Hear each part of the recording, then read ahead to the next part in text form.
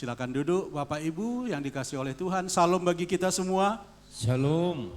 Ya, seperti doa saya kita memuji Tuhan, pertolongan untuk orang-orang yang sakit sudah disembuhkan. Ya, saya berkelakar kemarin karena Miss Lian tadi malam juga sakit. Ya, saya bilang kalau bisa saya jangan sampai ketiga kali ke rumah sakit yang sama, saya bilang ya. Karena saya udah 2 kali berkunjung ya kan. Ya, tapi kalaupun itu harus terjadi, ya saya akan datang juga. Ya, itu artinya adalah supaya kita berusaha untuk menjaga kesehatan kita. Karena ada beberapa penyakit ini, pertama adalah penyebabnya adalah yang pertama adalah dosa. Ya kan jangan lupa itu ya. Ya, yang kedua karena kelalaian kita ya. Jadi perlu kita juga untuk menjaga. Yang ketiga adalah untuk kemuliaan Tuhan supaya dinyatakan melalui kita. Kan ya kan? Supaya kita melihat Tuhan. Ya, nanti cari yang keempat kelimanya ya kan? Ya. Tapi kita bersyukur. Kita menikmati itu, ada perawat-perawat, ada bidan-bidan, ada orang-orang pekerja rumah sakit yang bisa kita membagi berkat ya di dalam kesulitan dalam kesehatan sehingga kita bisa cepat ditangani ya di rumah sakit. Kita bersyukur. Dan jangan lupa bersyukur untuk pemerintah kita. Ada gunanya ya. Jangan selalu kita ngomel-ngomel ya, menggerutu, tetapi kita juga perlu bersyukur. Buktinya ada tadi senatalis yang tanpa membayar pun sudah dibayarkan pemerintah, begitu ya. Ya ada beberapa saya kira kita seperti itu kan. Ya kita bersyukur untuk itu. Ya kita artinya kita sekarang secara kesehatan itu ya sudah ada jaminan. Seperti negara-negara di luar sana kan kesehatan itu adalah di cover oleh pemerintah ya. Dan kita bersyukur itu. Walaupun MBG menjadi pembicaraan tapi saya bersyukur ada MBG. Ya, karena anak-anak bisa makan ayam setiap hari, makan buah, makan sayur ya kan. Ya, ada guru-guru sekarang yang sudah terjamin. Ada guru-guru? Amin. Iya, bahkan saya mendengar mengevaluasi MBG di Holikid itu paling terbaik dibandingkan dengan misalnya kecamatan-kecamatan lain. Ya, ada Medan ini, ada Bu Belan juga yang di sana MBG-nya sangat-sangat prihatin. Tapi di MBG kita ini orang anak-anak, udah jam 11 kurang lalu MBG, mana MBG, artinya menanti-nantikan MBG itu gitu. Ya, jadi perhatikan benar bahwa mereka menikmati itu. Ada miss, ada mem di sini yang juga sudah menantikan MBG gitu ya. Ya, jadi saya maksudkan adalah supaya kita seimbang dalam hal itu untuk apa yang terjadi sekarang dengan pemerintah. Saya bukan pendukung Gerindra ya, bukan ya. Saya pendukung Yesus ya kan. Ya, bukan partai, tapi mari kita mensyukuri itu adalah bagian daripada peran masyarakat, peran jemaat di dalam mendukung pemerintah dan juga di dalam bersyukur mendoakan pemerintah.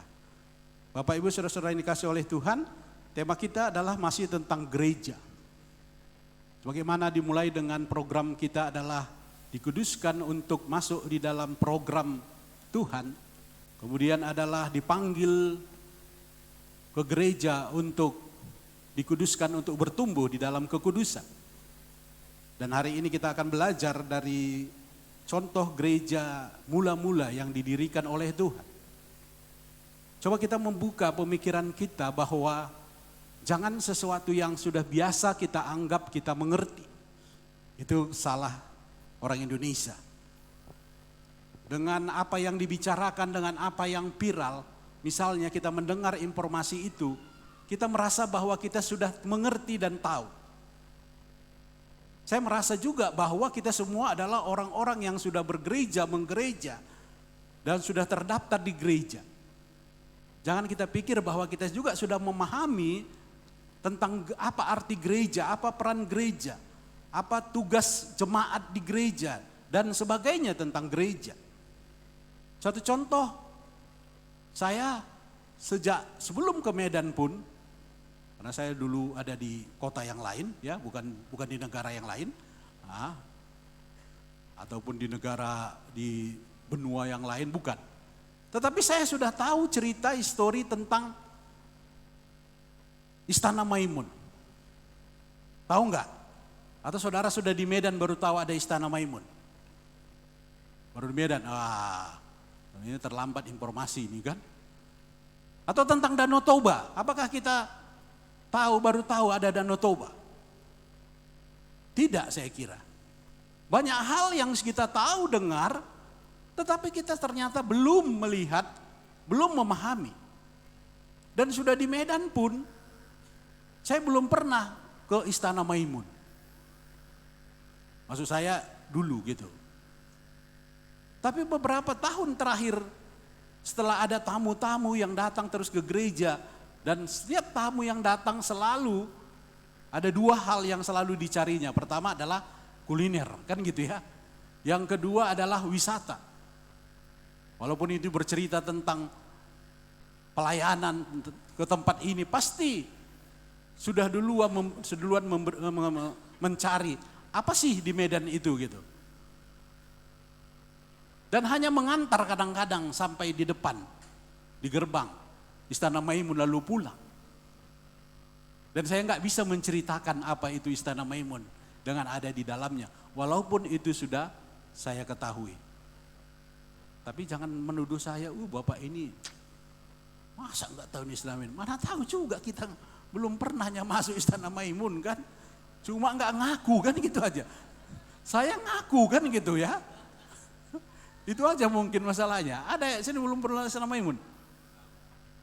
Apa? Bahasa rupa 2HP kan gitu. Sudah tahu gitu. Boleh AC-nya didinginkan? Danau Toba. Semua sudah ke Danau Toba ya? Sudah ya? Wah, luar biasa. Pak Edi sudah, mana tahu dari Jawa Timur belum pernah. Tapi ada satu pemuda di tempat kita, nggak usah dibilang namanya, tapi dia ada di sini, ya tahu juga ya jadinya ya. Waktu itu saya bawa ke Danau Toba, baru tahu bahwa itulah Danau Toba gitu. Padahal rumahnya, kampungnya dekat sekitar Danau Toba. Siapa tahu Chong Api? Tahu kan? Tahu, itu adalah juga tempat wisata orang di kota Medan. Itu sejarah bagaimana Tionghoa masuk ya ke Medan. Bagaimana perjuangannya. Sampai sebenarnya katanya ada terowongan dari Istana Chong Ape itu sampai ke lapangan Merdeka. Ya. Kita tahu cerita, tapi kita tidak pernah melihat, tidak pernah mengalami. Saya bersyukur udah beberapa kali masuk, dan paling masuk terakhir adalah diundang oleh konjen Amerika, karena itu adalah heritage-nya ya, budaya ya, yang dijaga dan dibiayai oleh Amerika, tidak salah. Jadi dia buat acara kepada kami FKUB, diundang di Chong Ape di atas. Jadi siapa pernah masuk Chong Ape? Belum pernah juga. Pasti Jaswan sudah. Jadi di atas itu kan istana, itu kan adalah tempat dansa kan gitu ya. Ruangannya besar, dan itu adalah tempat perjamuan atau dansa raja-raja dulu. Kalau ada tamu, ada itu kan. Ya, dan tidak sembarang orang gitu. Dan kami diundang di situ. Ya, sama konjen. Waktu itu datang kedutaan besar Amerika, datang ke Sumatera Utara berbicara tentang kerukunan agama. Ya. Jadi diundang ke situ. Ya, itu jadi disulap jadi tempat perjamuan ya, tempat yang bagus sekali. Ya, dengan itu, dan kita masuk. Artinya apa? Ternyata sesuatu yang sudah kita dengar, yang sudah terkenal, belum tentu kita bisa menceritakan dengan jelas dan gamblang gitu. apalagi menikmatinya. Menggereja dan gereja adalah sesuatu yang sudah biasa bagi kita yang dengar, bahkan kita sudah berada merasa di dalamnya gitu. Tetapi kita belum memahami makna secara alkitabiah. Ya mungkin pengertian tentang gereja, tentang secara umum bahwa gereja adalah tempat aku nanti mati, tempat aku diberkati, tempat aku ngundang orang-orang kalau kawin dan sebagainya. Tetapi apa gereja? Oleh karena itu mari kita hari ini terus ya sampai beberapa kali membahas tentang ini. Kisah Rasul 2 ayat 42, mari kita membaca.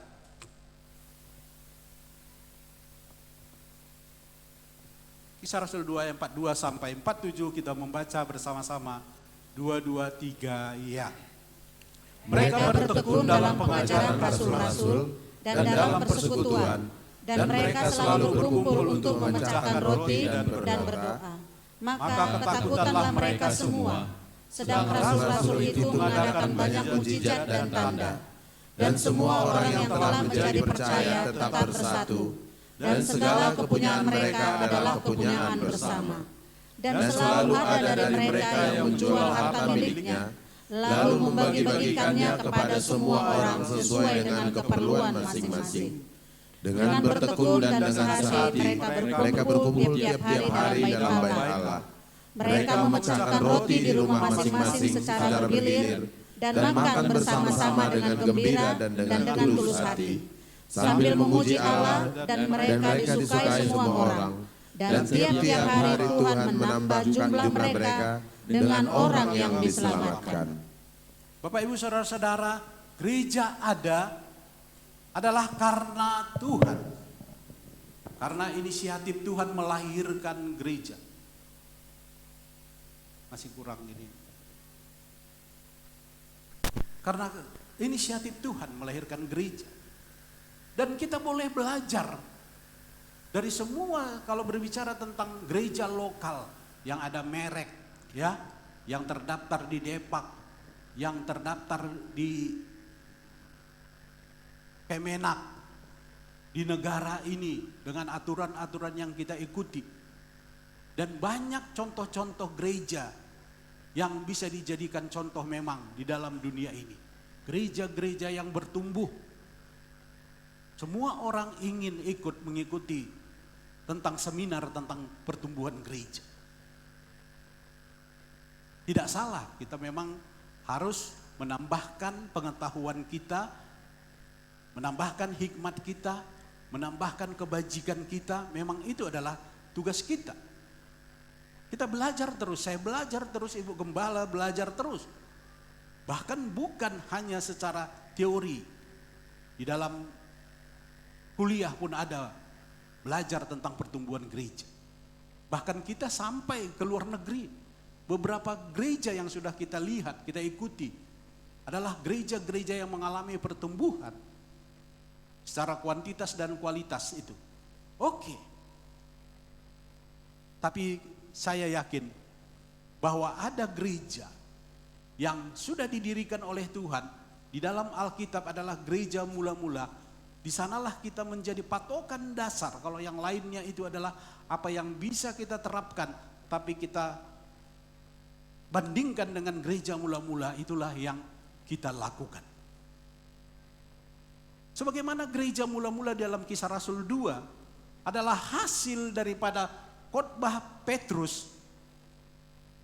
Dan bagaimana Petrus dengan gamblang, dengan tegas, dengan berani setelah melihat kebangkitan Yesus, bagaimana dia bercerita tentang inilah Yesus Kristus yang kamu salibkan itu, yang sudah dijanjikan dulu, yang sudah hadir di dalam kekekalan dan sampai kekekalan, yang lebih tinggi daripada Daud, Musa dan sebagainya, Abraham sendiri, dia sudah ada. Tapi kamu rela menyalibkan dia. Dan kita tahu dalam Kisah Rasul 2, bagaimana orang-orang yang mendengar waktu itu tersentuh. Lalu berkata, apa yang harus kami perbuat? Lalu Petrus berkata, bertobatlah dan berilah dirimu untuk dibaptis. Mereka meresponi itu. Bertobat dulu baru dibaptis. Jangan dibaptis dulu baru bertobat. Dan akhirnya setelah itu kita tahu bahwa apakah mereka setelah bertobat dan dibaptis, mereka diam saja. Lalu ada perhimpunan, ada persekutuan. Kisah Rasul 2 tadi yang dikatakan ayat 42. Mereka sekarang sudah bertekun dalam pengajaran rasul-rasul dan dalam persekutuan, dan mereka selalu berkumpul untuk memecahkan roti dan berdoa. Orang yang sudah bertobat dan dibaptis, ada kelanjutannya. Kita masuk gereja adalah untuk melanjutkan apa yang sebagaimana Tuhan inginkan sebagai contoh jemaat daripada mula-mula itu. Kita harus terus bertekun di dalam pengajaran rasul-rasul. Kalau kita melihat dari ayat 42 saja, ada 4 pilar yang harus ada di dalam gereja. Yang pertama adalah pengajaran rasul-rasul harus kita teruskan, dan inilah yang menjadi fokus gereja. Walaupun kita sudah belajar kemana-mana, kalau Bapak Ibu lihat, tetap kita arahkan kepada gereja mula-mula bagaimana kita harus bertekun. Dan di situ adalah kata bertekun adalah sesuatu yang terus-menerus diperjuangkan. Bukan waktu mood dan tidak mood, bukan waktu ada tantangan, doa tidak dijawab lalu aku tidak mau bertekun di dalam pengajaran. Di dalam media-media yang sudah kita buka ada Komsel. Di situ juga adalah bagian bagaimana kita mau bertekun di dalam pengajaran. Ada pemuritan, ada 3 kali sehari broadcast, ada saat teduh bersama, ada hari Minggu. Saudara-saudara jemaat harus tahu itu, bahwa waktu itu setelah mereka bertobat dan dibaptiskan, lalu mereka tadi dikatakan ayat 42 masuk di dalam gereja, dan disinilah gereja pertama didirikan. Kata gereja ataupun apa itu gereja, Kisah Rasul 2. Setelah ada baptis, bertobat dan baptis, bertekun di dalam pengajaran rasul-rasul. Apa pengajaran rasul-rasul? Sebagaimana Petrus berkhotbah tentang Injil itu, tentang Yesus Kristus, tentang kematiannya dan kebangkitannya, dan 10 hari kemudian adalah hadirnya Roh Kudus, dan di situ gereja dibentuk. Maka mau tidak mau kalau kita sudah bergereja jemaat, adalah ada kesediaan kita untuk bertekun. Mereka bertekun, kata bertekun, setia, konsisten, tidak sekali-sekali, perlu perjuangan untuk bertekun di dalam pengajaran rasul-rasul. Apakah kita bertekun di dalam pengajaran atau sudah mulai kita bosan dengan pengajaran untuk bertekun di dalam Alkitab? Hari Rabu malam, hari Senin saya di WA oleh satu pendeta dan berkata, Pak Tarigan, bolehkah Bapak saya ajak ngopi? Sekarang lagi ngetren ngopi ya. Ngopi, dan kami mau berbincang-bincang tentang apa? Tentang gereja, tentang satu gereja, ada satu gereja gitu. Saya datang, ya, ngopinya di Dr. Mansur, mana tahu ada nanti sini yang mau kan gitu kan? Bapak ini diam-diam aja ngopi kan gitu kan? Saya kasih tahu tempatnya, ada kafe di atas sana. Di atas itu, di dekat samping rumah sakit USU. Saya terkejutnya apa? Saya pikir dengan yang WA itu saja saya ngopi. Ternyata mereka berkumpul, sudah berkumpul. Dan yang hadir siapa? 3 profesor. Ini benar-benar profesor. 1 ahli perjanjian lama di Sumatera Utara, yang baru 1 mendapatkan profesornya dari luar negeri. Dan anehnya 1 profesor adalah bekas dosen saya. Iya, waktu saya S1 gini-gini saya kan insinyur ini kan. Ya. Dulu kan yang paling ngetren itu bukan kedokteran. Kalau yang paling ngetren dulu adalah kalau kita insinyur. Itu paling gagah. Jadi saya milih itu dulu ya. Mungkin ada kenal Profesor Dr. Tonel Barus. Ya. Dan saya bilang, dia gak kenal saya lagi karena sudah lama, bekas rektor kami juga. Pernah ketua rektor 1. Karena dia ahli kimia. Ada Profesor Ate Barus, ada Profesor Tonel Barus gitu kan. Bapak pasti tidak mengenal saya bilang. Siapa Pak Pendeta katanya? Udah 86 tahun. Saya bilang, Bapak adalah bekas rektor saya, bekas dosen saya. Dia sangat-sangat bangga, sangat-sangat hormat. Kalau mungkin saya pengusaha nggak gitu bangganya dia. Tapi karena saya jadi pendeta, itu menjadi kebanggaannya. Luar biasa. Bayangkan profesor yang sudah 86 tahun, sangat menghormati mahasiswanya. Dan sangat bangga. Sampai pulang kebanggaannya adalah, saya bilang saya mau jam doa jam 8. Harus makan dulu Pak Pendeta, harus makan. Belum manggil Bapak dia. Dan karena saya juga terus menolak, dia pergi ke pegawai KP-nya, bungkus sama Bapak ini. Padahal saya juga mau berencana untuk membawa kepada istri, karena saya tahu, ya kan? Iya sudah dijawab Tuhan. Karena ibu-ibu kan biasanya gitu kan. Kalau bagus di rumah dibikin ibu-ibu, paling tidak pulang bawa martabak suaminya. Maka bagus bikin kepada suami-suami saudara. Martabak siap paling kecil kan gitu. Tapi kalau tidak jangan harap gitu kan. Dibawakanlah ini apa Ibu Gembala, makan sampai di rumah kan? Iya. Yang terbaik disitulah. Ada ayam ini dan ini ada ini. Harus, padahal saya bilang saya harus pulang. Dan pulangnya apa?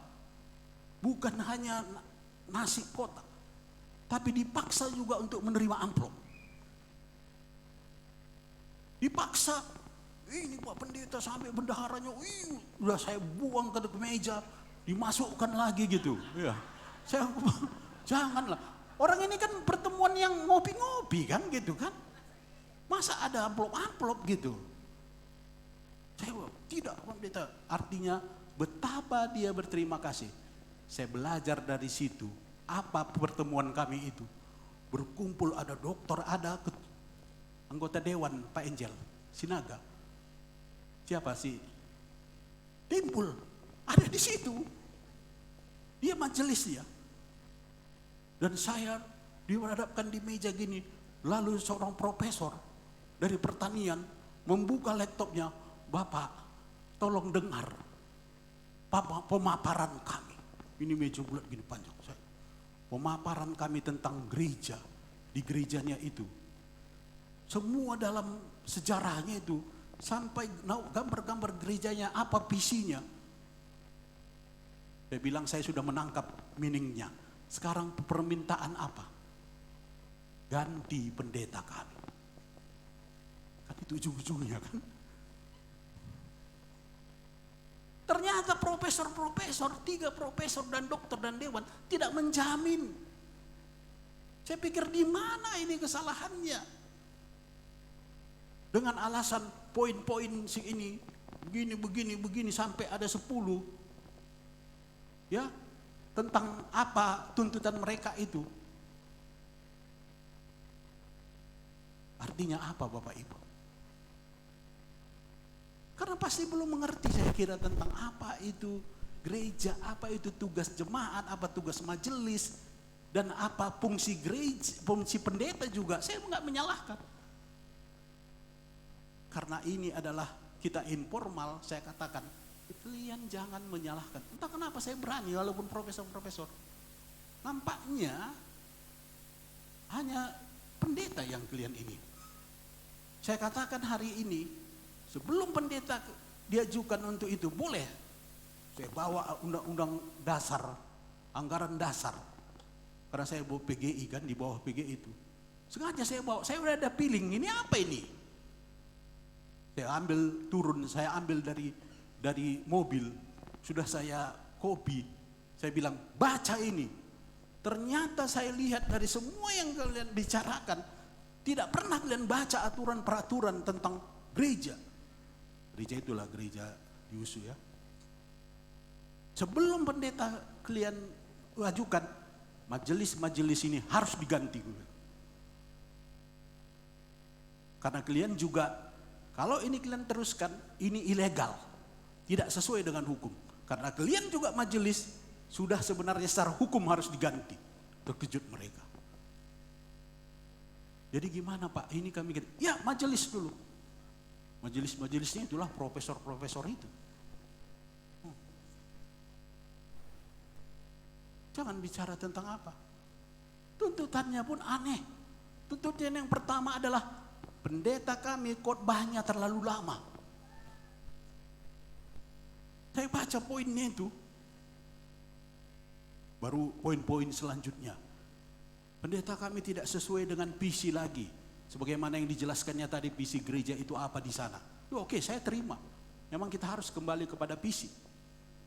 Tapi maksud saya belum memahami dan tidak menjamin adalah tentang siapa jemaat kita ternyata belum mengerti.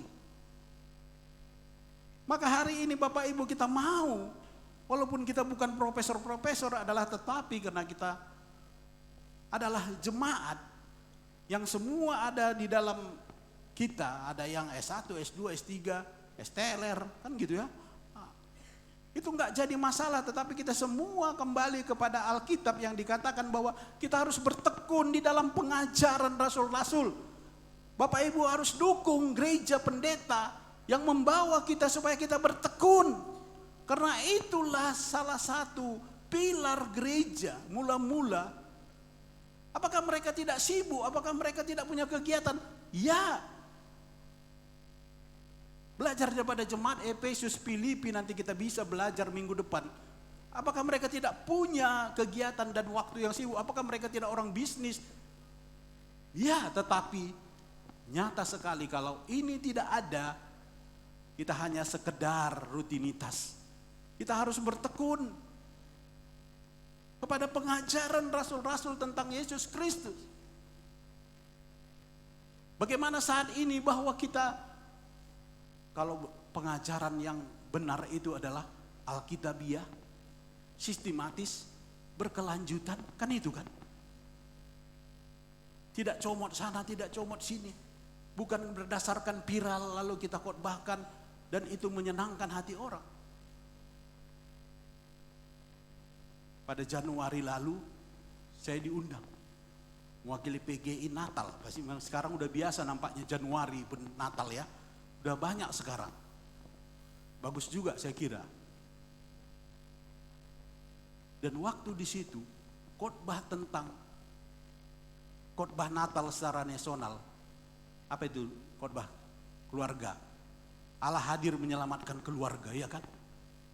Itu di Plaza apa sana yang baru itu, apa itu? Hah? Podomoro. Nah, sekali lagi siapa sudah masuk Podomoro? Udah ya? Wah, keren kalau udah masuk itu.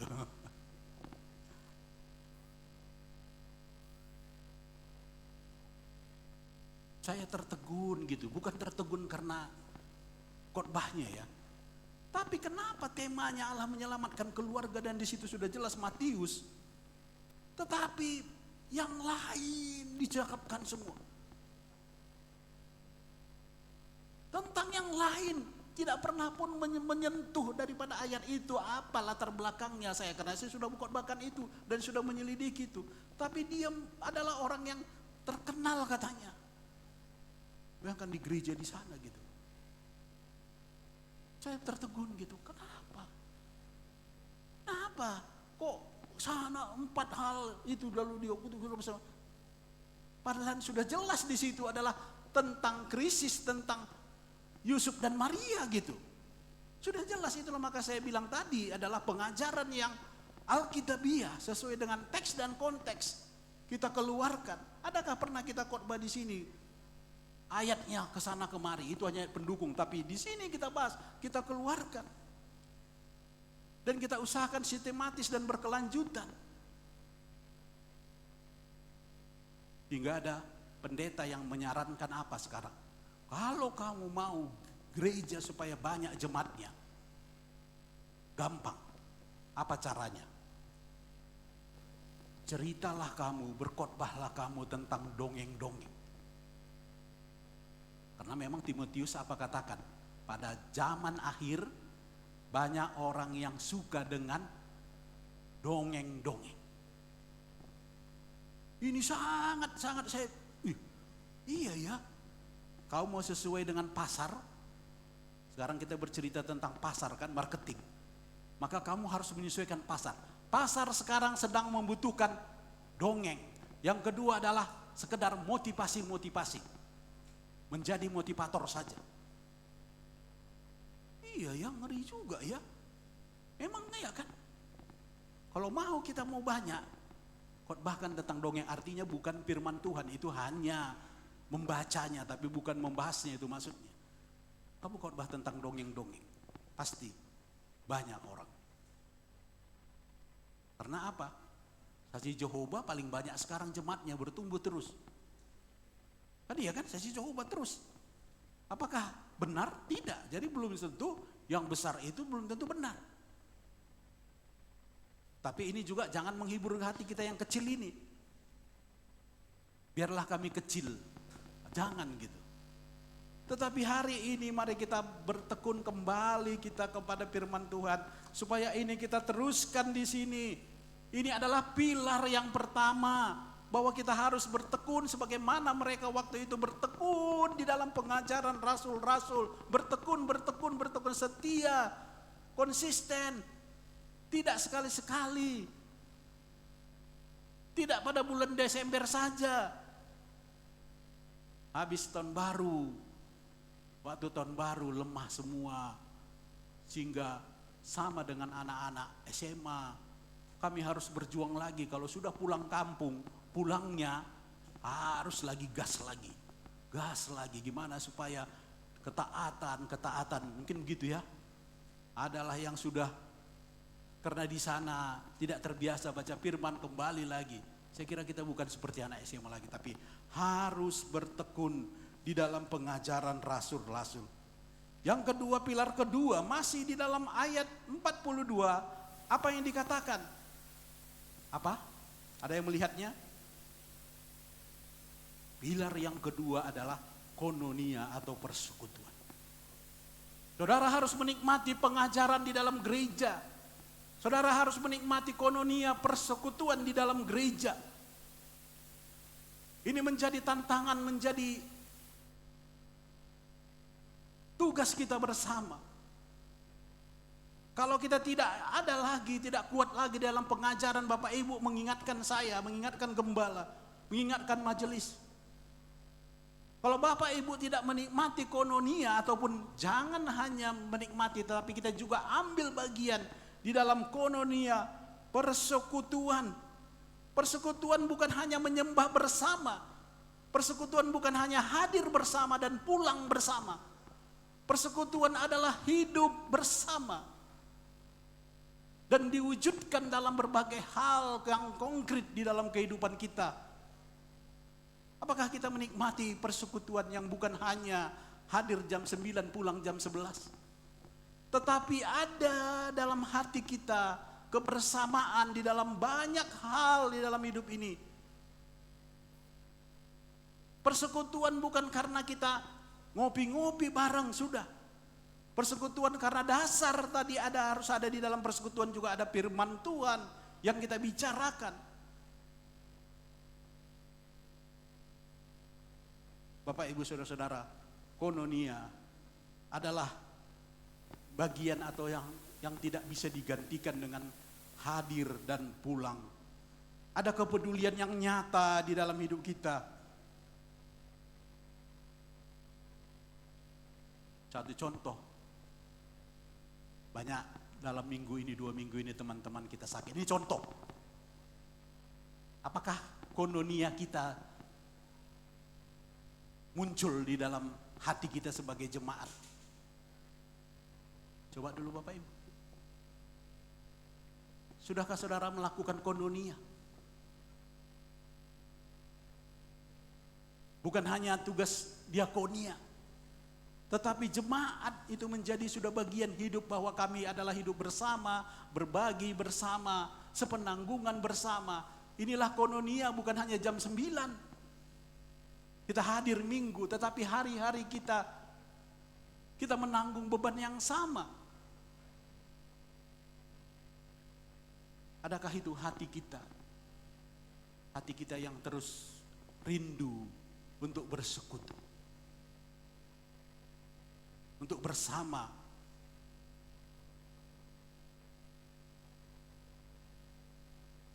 Saya tidak menyalahkan, ataupun hari ini bukan tugas saya, tetapi karena ini firman Tuhan berbicara. Saya bukan mengambil satu nats lalu untuk saudara, menembak saudara, bukan. Karena memang kita belajar tentang gereja. Itulah artinya khotbah yang ekspositori. Tidak ada rencana-rencana bahwa ini untuk si anu, tapi kita belajar tentang gereja.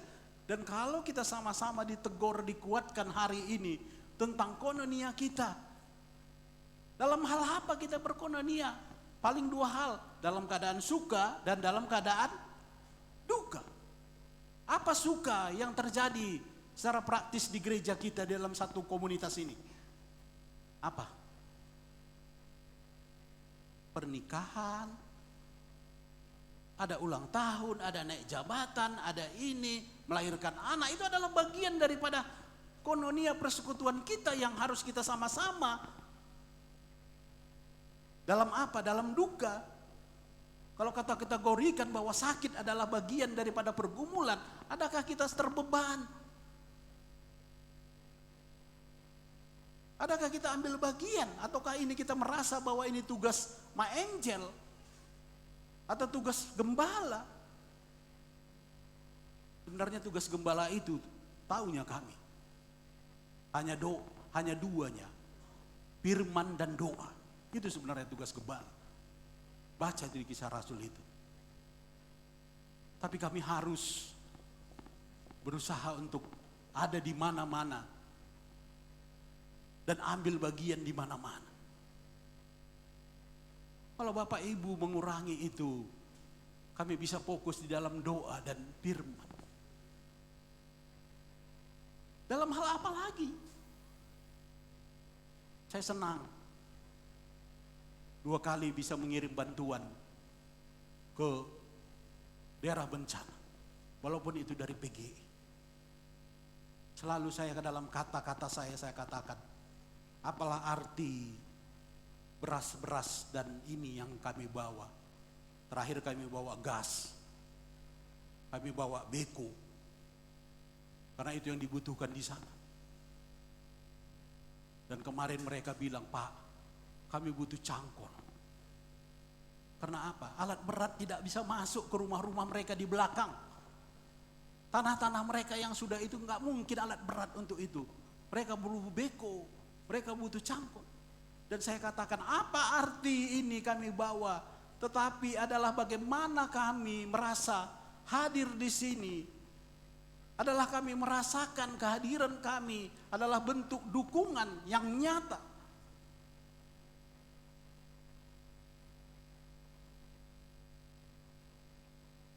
Kadang kami tidak bisa menghadiri semua pesta, acara-acara adat di keluarga saya dan di keluarga ibu. Tapi tandanya kehadiran kita apa? Paling tidak kita mengirimkan amplop kita, kan itu kan? Ini sudah tidak ada hadir amplop, orangnya pun tidak hadir. Mau bersaksi juga, ini orang Kristen. No semua. Saudara saja pun pasti ingin bukti nyata daripada cinta dan kasih itu harus ada, kan gitu. Oke, doa pun enggak. Saya menantang kita, siapa yang mendoakan saudara-saudara kita yang sedang sakit? Ya, aku angkat tangan, saya yakin Nur Nur Prida dan Nur itu adalah cahaya-cahaya. Karena inilah bagiannya kita bercerita tentang koinonia, tentang persekutuan yang bukan hanya makan di sana, tetapi setelah 1 minggu kita nggak peduli dengan orang lain. Anak-anak kita berapa yang sakit? Ini sedang ada sakit lagi. Apa kepedulian kita semua itu dengan koinonia kita, dengan satu tubuh Kristus? Mari Bapak Ibu, itu adalah pilar yang pertama tadi apa? Tiang pertama. Sekarang adalah tiang yang kedua adalah persekutuan itu. Amin. Yang ketiga masih ayat 42. Apa itu di situ? Memecahkan roti. Memecahkan roti. Ini juga adalah bagian bagaimana simbol tentang sakramen atau perjamuan kudus. Artinya adalah apa? Kita dibawa dalam semua hidup kita bergereja adalah untuk mengingat. Itu kan gunanya perjamuan kudus kan? Lambang ataupun mengingat bagaimana pengorbanan Yesus sehingga kita bertobat dan berkomitmen untuk hidup di dalam Tuhan. Ataupun dalam arti yang sederhana bahwa di situ adalah memecahkan roti. Ya, berkumpul untuk memecahkan roti itu juga adalah bagian daripada koinonia persekutuan kita. Untuk bersama-sama kita mengingatkan. Apa gunanya kita makan bersama? Sebenarnya itu adalah mengingatkan bahwa kita adalah satu keluarga yang akan menikmati perjamuan dengan Tuhan. Di sorga nanti kita akan ada perjamuan yang besar. Dan itu mengingatkan kita bukan hanya nostalgia atau mengingat, tetapi Tuhan sudah mati dan berkorban untukku. Dan ini adalah yang harus sering kita lakukan. Saya belajar dari sini, ternyata sakramen-sakramen itu adalah perlu bukan hanya sekali. Selama ini kita lakukan hanya sekali setahun. Baik itu dalam perjamuan kudus tadi. Tetapi ini rupanya mereka sering lakukan. Karena untuk mengingat mengulang tentang Kristus yang sudah mati itu. Sehingga menghasilkan komitmen mereka untuk hidup di dalam Tuhan. Memang gereja kita itu 1 bulan atau 2 bulan sekali itu mengadakan sakramen ini. Yang keempat, pilar keempat apa? Doa. Dilakukan dengan apa? Bertekun. Ingat tadi semua tadi adalah mereka bertekun.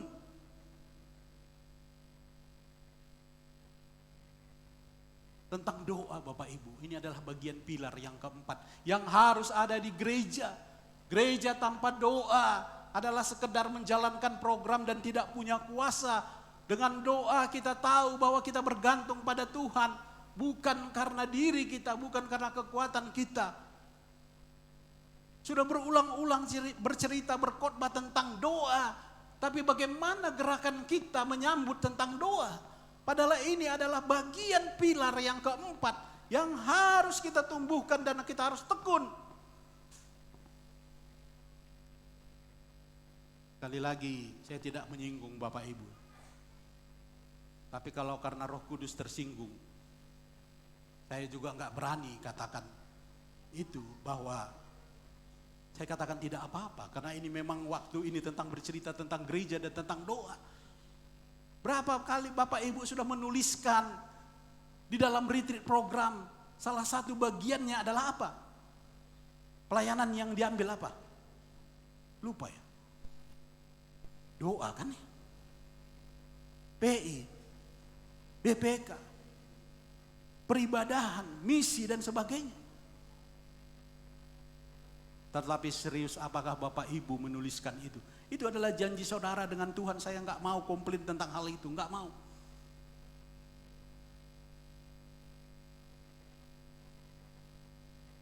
Hari Rabu itu saya berdoa dengan ibu karena tidak ada yang datang berdoa. Kami berdua. Karena kami sudah bertekad, saya nggak pernah terganggu dengan jemaat. Karena ini hubungan saya dengan Tuhan. Dan begitu kusuknya dan begitu indahnya ternyata kami dua berdoa.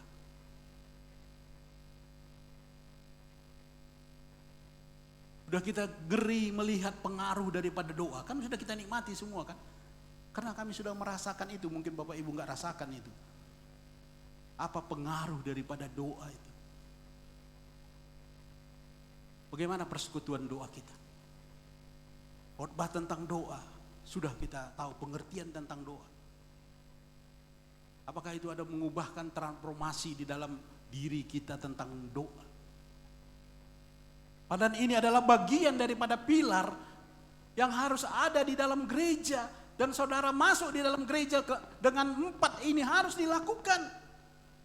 Bagaimana kalau tiang 4 satu roboh? Ini ahli sipil. Ini ada berapa tiang? Kalau satu pasti pengaruh. Pasti berpengaruh. Mari Bapak Ibu, saudara menyatakan kita semua sudah ada dalam komunitas ini. Bahwa 4 hal ini kita harus kembali, kalau tidak, ini hanya sekedar rutinitas dan tanpa kuasa.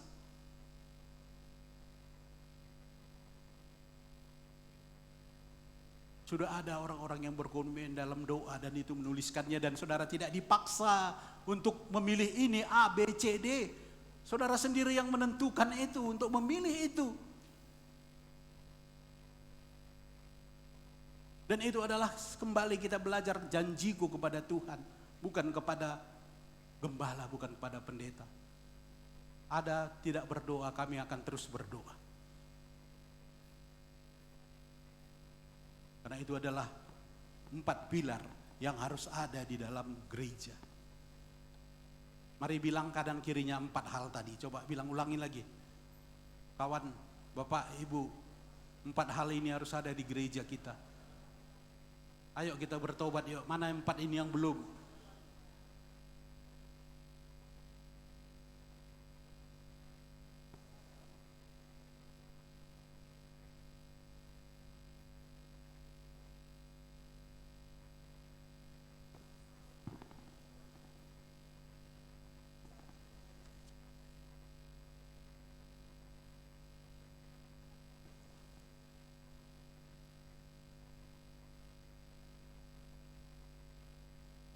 Baik, hanya 2 ayat lagi, ya. Hati kita pasti senang selalu kalau sudah mendekati daripada akhir daripada khotbah. Maka ketakutanlah mereka semua. Sedang rasul-rasul itu mengadakan banyak mujizat dan tanda. Ketakutan yang kudus, bukan ketakutan melihat hantu, tetapi adalah ketakutan melihat Tuhan, melihat kekudusan Tuhan, itu maksudnya. Kita menjadi jemaat yang orang-orang yang takut akan Tuhan dengan kekudusannya, hormat kepada Tuhan.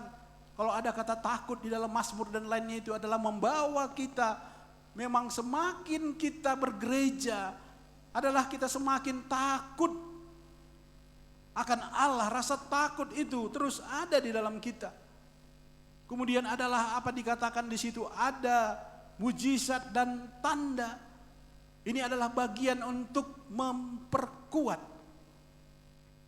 ya, memvalidasi di dalam pembicaraan kita, di dalam khotbah kita.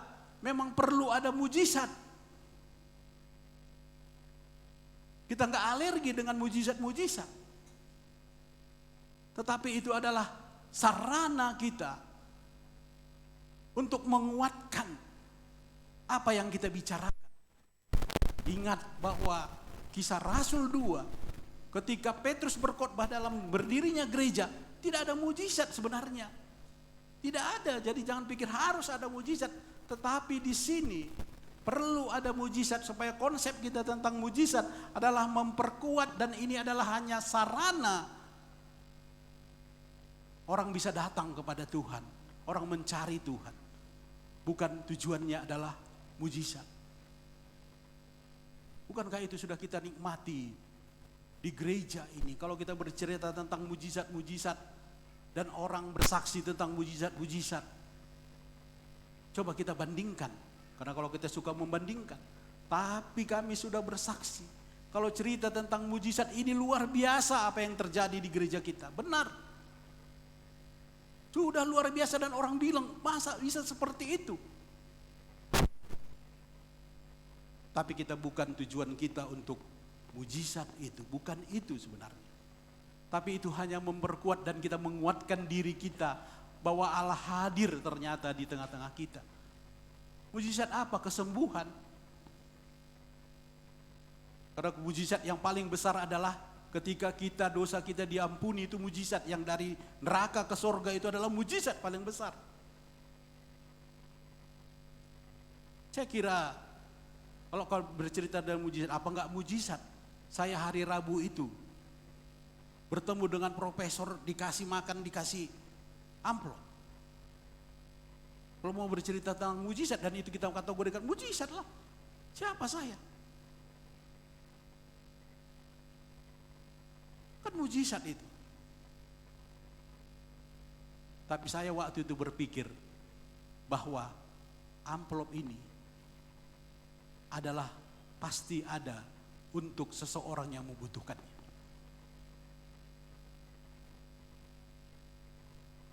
Dan saya bisa bersaksi, apa yang di dalam isi amplop itu saya kasih kepada yang lain.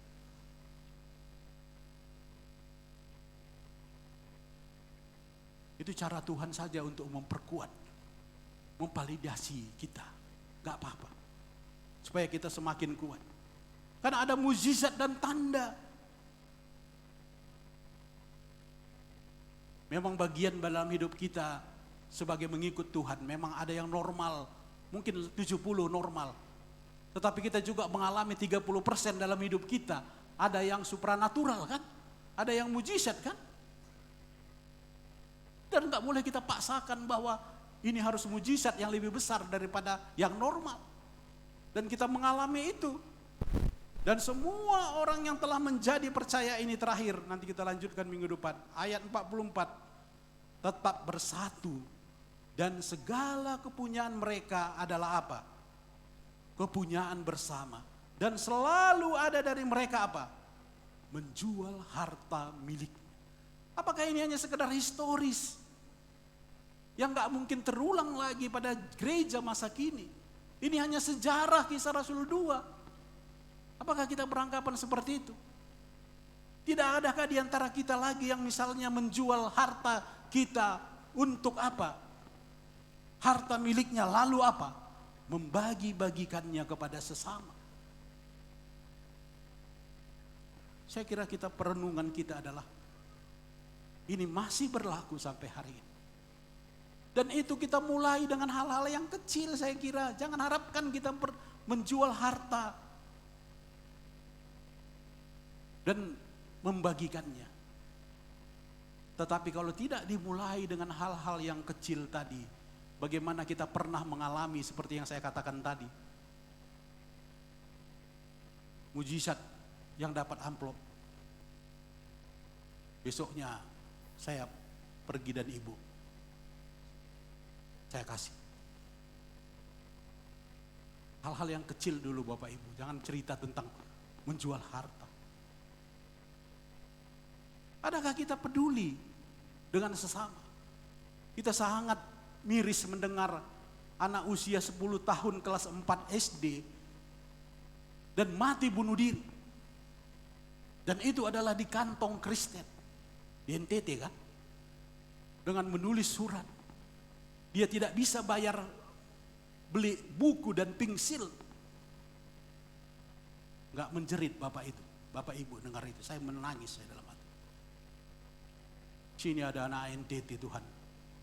Saya bersyukur gereja ini sudah memberkati. Ada berapa di sini anak NTT? Sekitar 15. Makan, minum dan sebagainya. Tapi ternyata ada orang yang seperti itu. Jangan ada di jemaat kita yang sampai terjadi seperti itu. Ada pengajaran, ada koinonia, ada mujizat. Tetapi ada orang yang miskin dan tidak makan. Dan kita selalu membuka itu dalam setiap program kegiatan kita, retreat dan sebagainya, ada note di bawahnya selalu apa? Bagi orang-orang yang bermasalah dengan keuangan apa? Silakan menghubungi ini. Jangan sempat ada di antara kita seperti itu dan kita tidak peduli dengan itu. Itu kita mulai dengan hal-hal kecil untuk bisa membagikan. Apa rupanya tujuan kita bekerja 1 Tesalonika? Kalau Bapak Ibu tahu tujuannya apa? Hah? Untuk yang kedua adalah supaya aku bisa membagi-bagikannya. Jangan hanya tahu matematika tambah-tambah terus. Adanya matematika bagi-bagi, kan ada kurang-kurang. Tujuan yang pertama adalah dengan pekerjaan itu saudara jangan berdosa. Kemudian adalah itulah cara Tuhan memberkati kehidupan saudara. Tapi jangan lupa yang kedua, supaya kita apa? Membagi-bagikannya.